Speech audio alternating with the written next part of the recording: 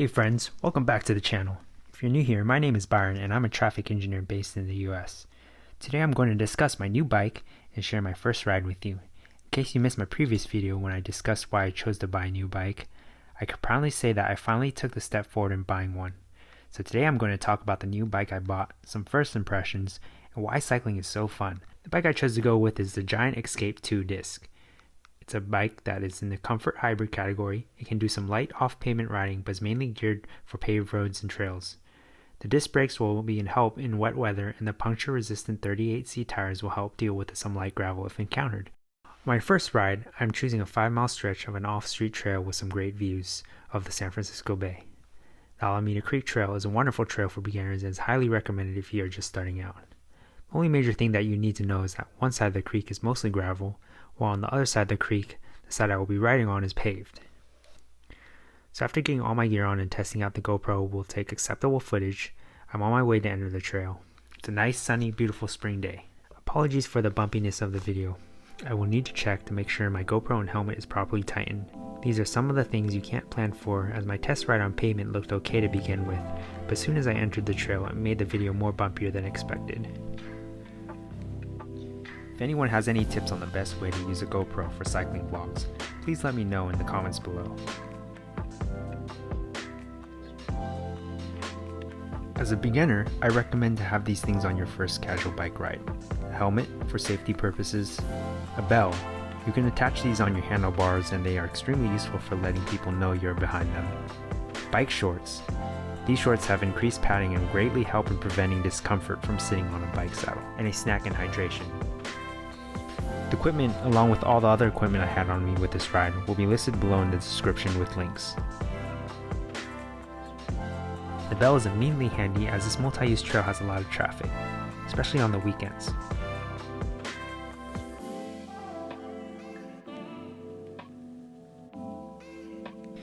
Even though this is a casual beginner trail, I can't help but notice how easy it is to fall into the creek.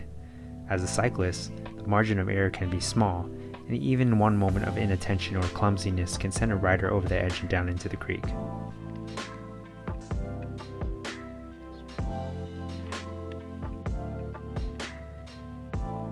So what do I love about cycling? I love the competition aspect of it and that it keeps me fit.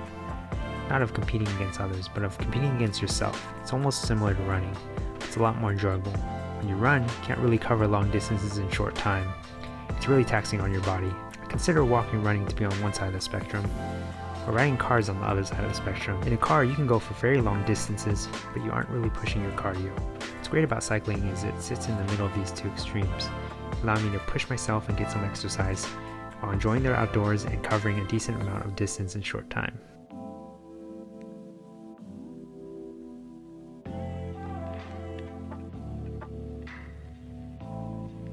One thing I realized as I'm cycling is that it is really hard to know what is going on behind you. When people pass you, it's like you didn't even realize they were behind you, and sometimes people will follow behind you for a long time before you even realize it.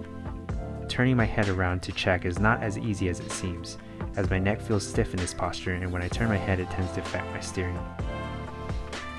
The 2021 version of the Giant Escape 2 disc is a joy to ride on. It is a hybrid made for the road and it feels like I'm gliding on this trail. It feels lightweight but sturdy, and the brakes are responsive. The drawback is that the lack of suspension will make it uncomfortable in situations of poor quality pavement or light gravel. To the left of me, we are passing by Coyote Hills Regional Park, a rich wetland preserve with fantastic views of the bay and wetlands. I've hiked there before and took some amazing photos.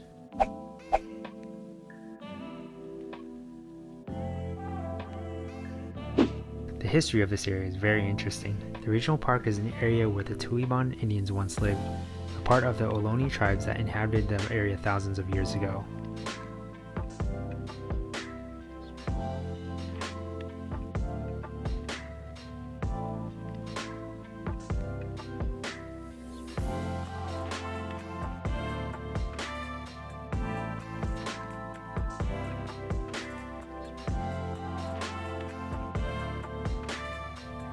As much as I like cycling for the health benefits and releasing stress, being on a bicycle is not comfortable.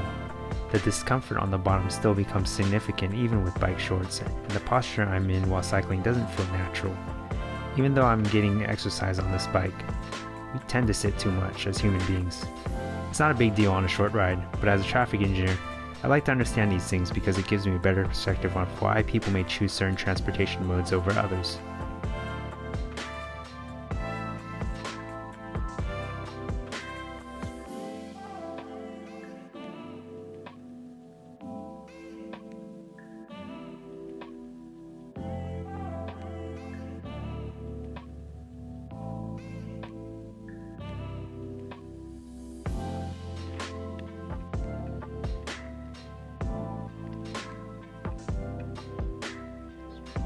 At this point in the trail, I'm starting to feel some mini cramps in my calves.